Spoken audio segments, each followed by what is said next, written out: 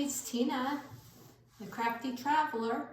I'm here to continue my project of working on my granddaughter's jeans.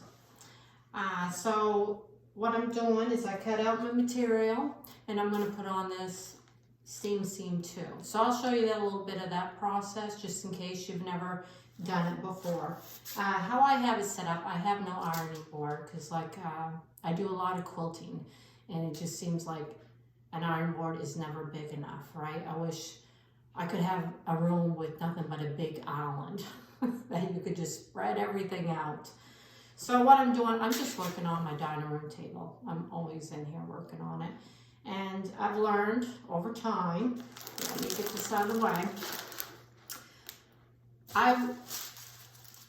When it comes to doing projects, sometimes it's worth spending that extra money. And I got this wool pad and for my ironing, and what it does is like it heats up the bottom of the fabric as you're ironing the top. And this is its weight in gold. I wish I could have my whole table of nothing but this whole pad. And eventually, if I decide where I'm going to be for good kind of thing, I just may invest in that. But what I made a mistake of doing, because this gets heated up and I mean it gets hot, and a lot of times I am using the steam, and of course it went down through, and I always have a towel underneath. But of course, going under the towel, it goes onto the wood. And there are places here that the varnish has been taken off, which is no big deal because, you know, it's just me here. I don't have a family sitting around the table except once in a great while when my kids come and visit. So, you know, that doesn't matter to me. But to prevent it, I learned that, you know, have the towel underneath and then take the tin foil. And of course the tin foil is going to stop it from going down through. And also it actually helps heat up the pad here quicker. So that's how I've been doing it, and it's been working great. Like I said, I wish I had a big island with nothing but all this all over it. I would be one happy girl. All right, so the steam seam, it has a gridded side where you could like draw. So say I wanted to do the butterfly, I would actually draw it out on this side if I needed to use the grid lines on there. But I don't need the grid lines. So in the middle, you open this up, and there's like a little small film inside here. Both sides are sticky. So, so what I'm going to do, where I don't need the graph lines, I'm just going to take that and seal it.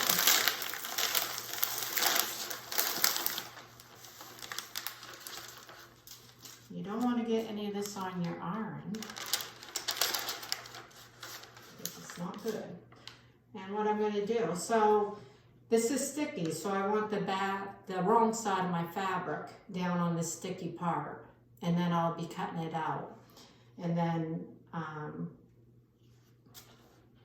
once I'm done cutting it out and I get whatever flowers or whatever cut out, then I'll take the yellow part off and put it down on the jeans and then iron it, right? So let me show you here. So I'm just lining it up, trying to use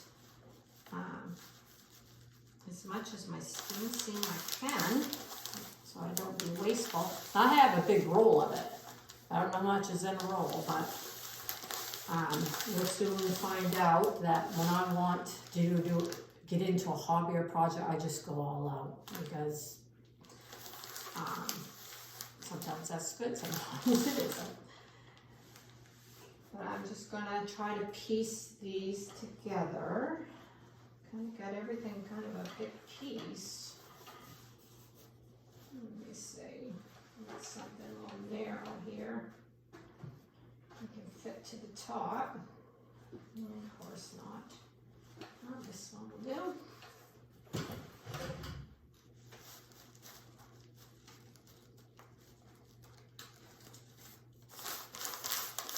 As I'm going, I'm trying to iron, you know, press out any wrinkles. I may have to cut this pieces smaller. It's just kind of crazy what I'm doing here.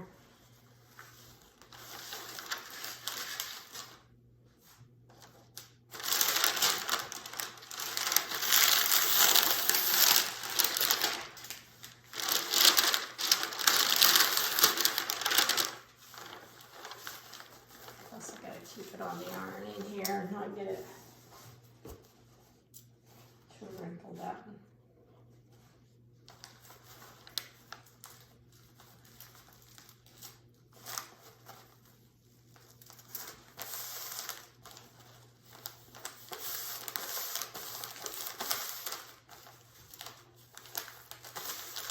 It's forgiving, so as you can see, I can lift it up and move it around when I need to.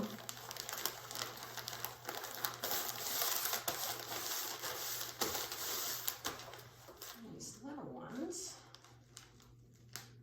they're going to fit in there for what I need them for. Sometimes I'm wondering if I should turn them under.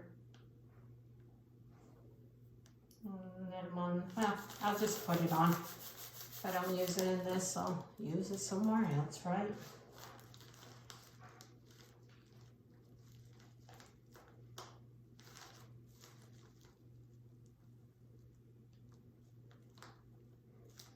I know I don't need it all under that, so I'll just move that up on each other. And then let me plug in little flowers until they cut them out. Might as well use them up.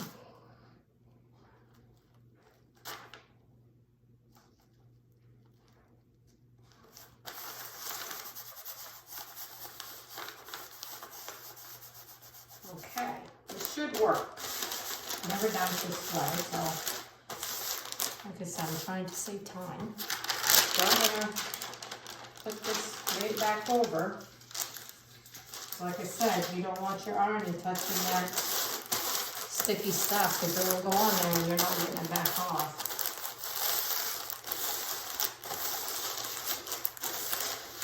Alright, so let me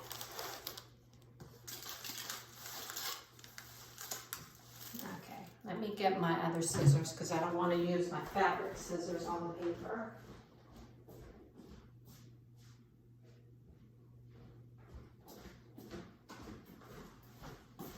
What I'm going to do is just cut this around down the line.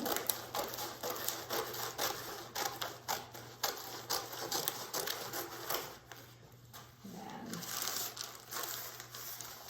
extra piece here, I'll take it out.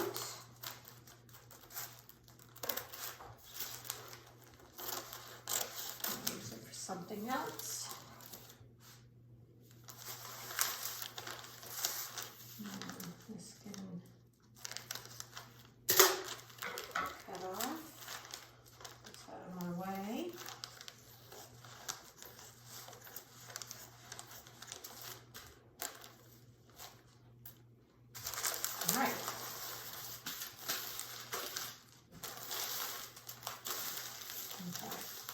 And just to be on the safe side, let me see.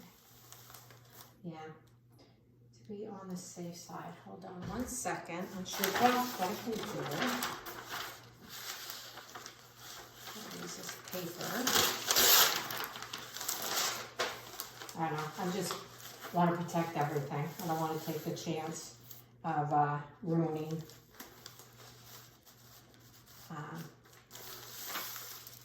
my little pad or anything like that.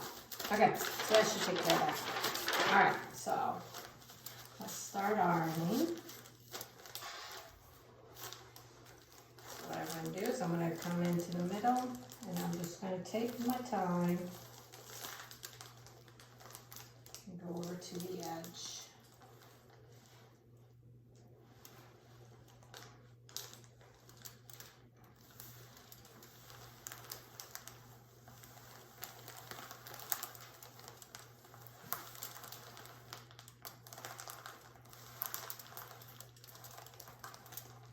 Same thing here on the top, just taking my time, make sure I get my iron over there, that's all good.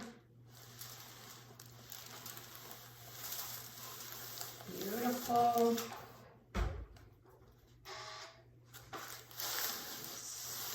Just flip it around.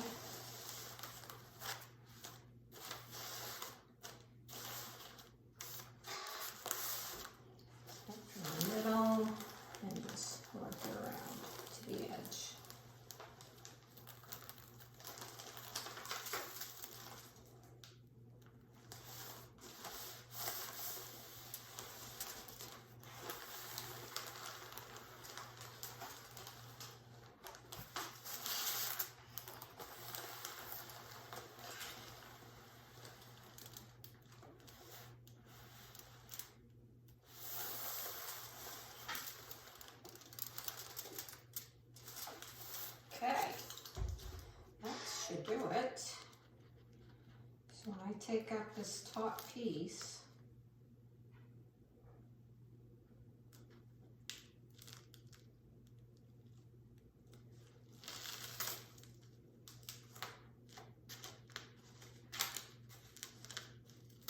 you'll see that it's stuck.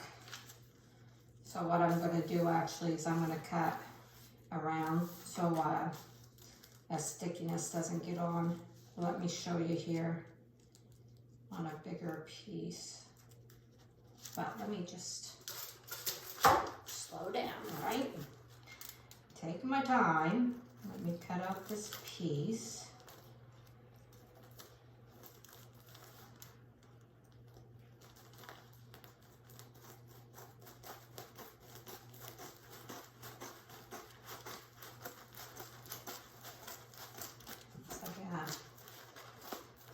Sometimes you need to slow the process down. Think it through.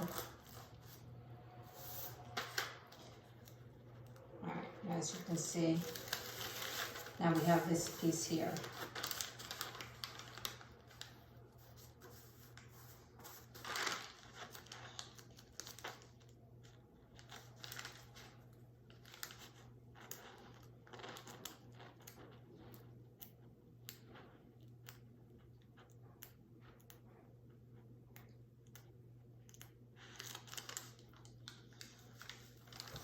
Now if you can see that, on the other side, you have a grid and it's all sticky. So when the time comes for me to put it down,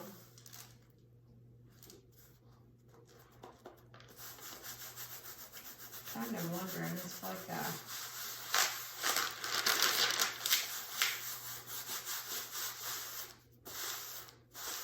I guess it's just, weird how that's like leaving a film, like I'm like second guessing myself. Did it matter if I did it off the grid first? See, it's a learning process. I'm not perfect, and as you can see, it's happening. Happening right now.